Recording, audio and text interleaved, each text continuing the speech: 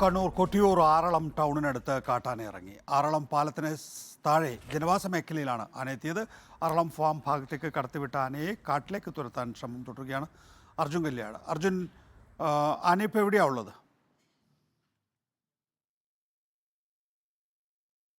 നികേഷ്, ഇപ്പോൾ ആറളം ഫാം ഭാഗത്തേക്കാണ് ആനയെ കടത്തിവിട്ടിട്ടുള്ളത്. ഈ ആനയെ കാട്ടിനകത്തേക്ക് കയറ്റാനുള്ള ശ്രമം വനം വകുപ്പ് സംഘത്തിൻ്റെയും RRT ടീമിൻ്റെയും എല്ലാം സഹായത്തോടു കൂടി നടത്തുകയുമാണ്.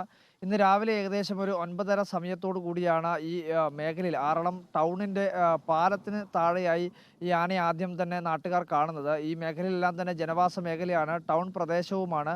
ആന ടൗണിലേക്ക് നീങ്ങാതിരിക്കുന്നതിന് വേണ്ടി അവിടെയുള്ള വനപാലക സംഘത്തിനെ വളരെ പെട്ടെന്ന് തന്നെ വിവരം അറിയിക്കുകയും അങ്ങനെ അവരെത്തി അതിനുശേഷം ഈ ആനയെ ഈ പറയുന്ന ആറളം ഫാമിൻ്റെ ഭാഗത്തേക്ക് കടത്തിവിടുകയുമായിരുന്നു ചെയ്തിട്ടുണ്ടായിരുന്നത്. ഇപ്പോഴും ആനയെ കാട്ടിനകത്തേക്ക് കയറ്റാൻ വേണ്ടി കഴിഞ്ഞിട്ടില്ല. ഫാമിനകത്ത് തന്നെ ആന തുടരുന്നു എന്നാണ് മനസ്സിലാക്കുന്നത്.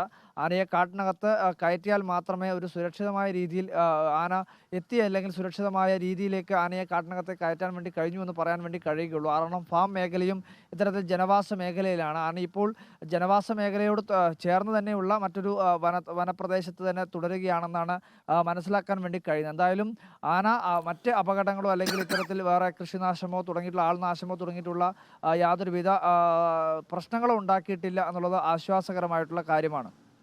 നികേഷ്.